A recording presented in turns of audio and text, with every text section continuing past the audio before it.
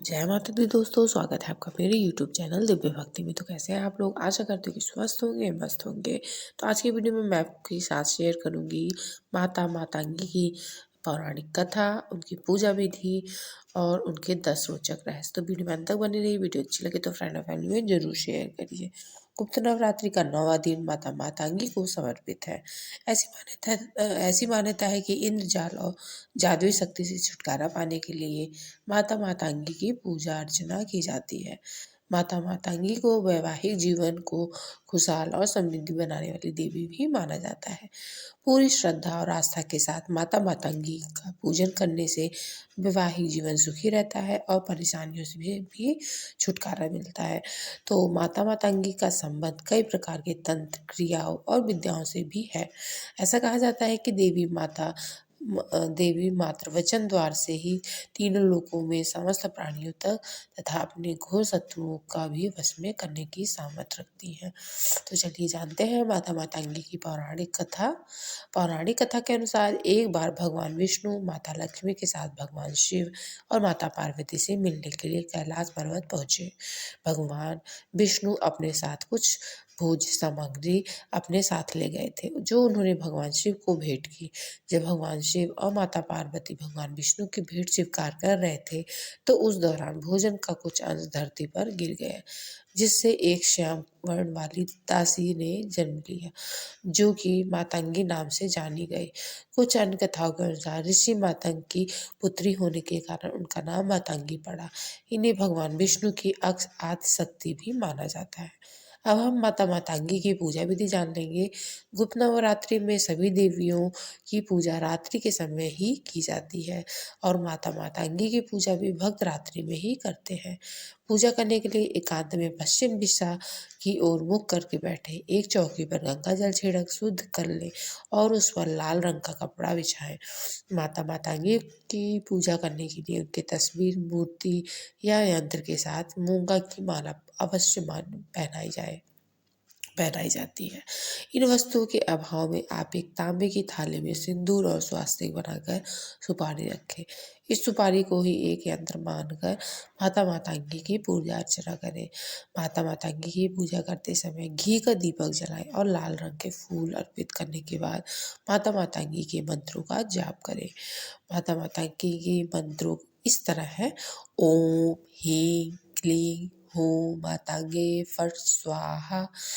मान्यताओं के अनुसार जो भी व्यक्ति सच्चे मन से माता मातंगी की पूजा और मंत्र साधना करता है, माता उस पर प्रसन्न होती है और साथ ही सभी प्रकार के दुख और दरिद्रता से मुक्ति दिलाती है। तो अब हम जानेंगे माता मातंगी की 10 रहस्यमयी बातें, उनकी उत्पत्ति कैसे हुई और उनके बारे में जानेंगे। तो माता मातंगी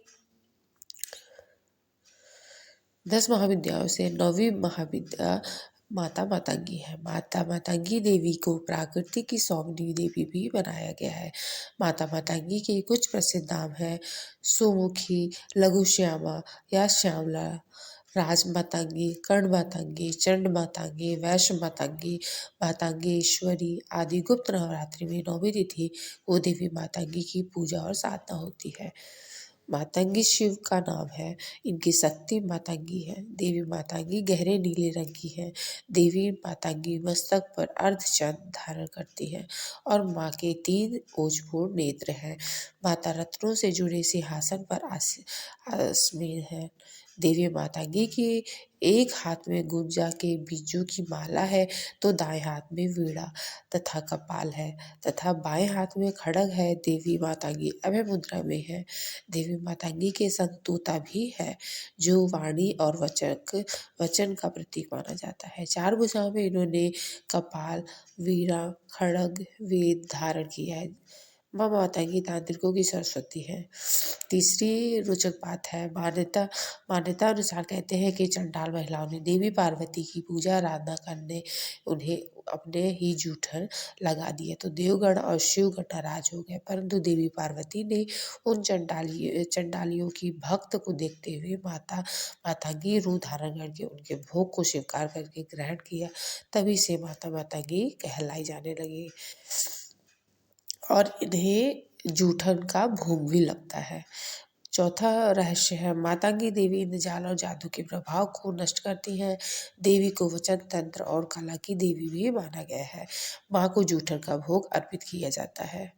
पांचवा रहस्य है, शिव जी की यह शक्ति असुरों को मोहित करने वाली है, साधकों को अविष्ट फल देने वाली है। गृहस्थ जीवन का श्रेष्ठ बनाने के लिए लोग इनकी पूजा करते हैं। अक्षय तृतीया अर्थात बैसाख शुक्ल की तिथिया में इनकी जयंती भी आती है। छठा है, पलाश और मल्लिका पुष्पों से युक्त बेलपत्रों की पूजा करने से व्यक्ति के अंदर आकर्षक और स्तंभ शक्ति का विकास होता है। ऐसा व्यक्ति जो मातंगी महाविद्या की सिद्धि प्राप्त करेगा, वह अपने क्रीड़ा कौशल से या कला संगीत से दुनिया को अपने वश में कर लेता है। वशीकरण में भी यह महाविद्या कारगर होती है। सातवां है, मातंगी माता का मंत्र स्फटिक की माला से 12 माला ओम ह्रीं भगवती मातंगेश्वरी श्री स्वाहा मंत्र का जाप कर सकते हैं। जाप के नियम किसी जानकार से जरूर पूछें। आठवां है, कहते हैं कि देवी मातंगी हनुमान जी और शबरी के गुरु मातंग ऋषि की पुत्री थी। मातंग ऋषि के यहाँ माता दुर्गा के आशीर्वाद से जिस कन्या का जन्म हुआ था वह मातंगी देवी थी। नौवीं बात है, यह देवी भारत के आदिवासियों की देवी है। 10 महाविद्याओं में से एक तारा और मातंगी देवी की आराधना बौद्ध धर्म में भी की जाती है। बौद्ध धर्म में मातंगी की मातगिरी कहते हैं।